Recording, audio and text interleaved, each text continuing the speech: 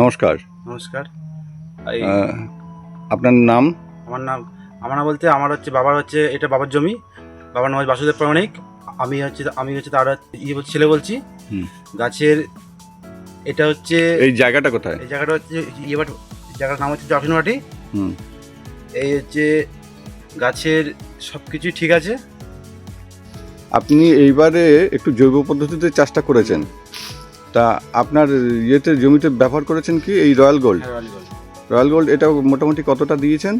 এটা হচ্ছে বিঘেতে হচ্ছে 3 কিলো না 4 কিলো করে দিয়েছি, মানে যত সময় দিয়েছি। আচ্ছা, ভেরি গুড। বাহ, গাছের গুড়ি একটা মানুষের সমান।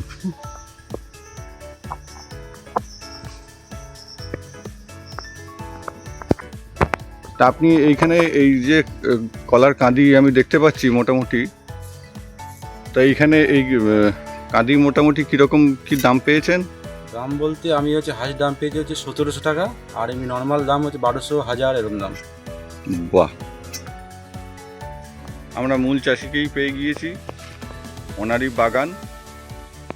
তা আপনার এই এবারে যে একদম জৈবভাবে চাষ করেছেন, আপনি জমিতে কি কি বেনিফিট বুঝছেন? বেনিফিট বলতে যেটা আগে ছিল তার থেকে সম্পূর্ণ আলাদা হয়ে গেছে। আমি তো অনেক দিন বাদে মাঠে আসলাম, তা আমি এখন দেখছি গাছের সম্পূর্ণ চেহারাটা চেঞ্জ হয়ে গেছে। তো সার বা যে সমস্ত কাজগুলো করছি আগের থেকে অনেক অনেক সম্পূর্ণটাই আলাদা। মানে রোগ পোকা কম? রোগ পোকা কম, তারপরে যে পোকা মাঝে মাঝে ওষুধ দিতে হচ্ছে, কিন্তু টোটালটাই আলাদা। কী বলো, গাছের যে তৈলাক্ত যে ভাবটা না, সেই তৈলাক্ত ভাব আগে পাইনি, যেটা এখন পাচ্ছি। বাহ, এটাই সম্পূর্ণ আলাদা বেনিফিট।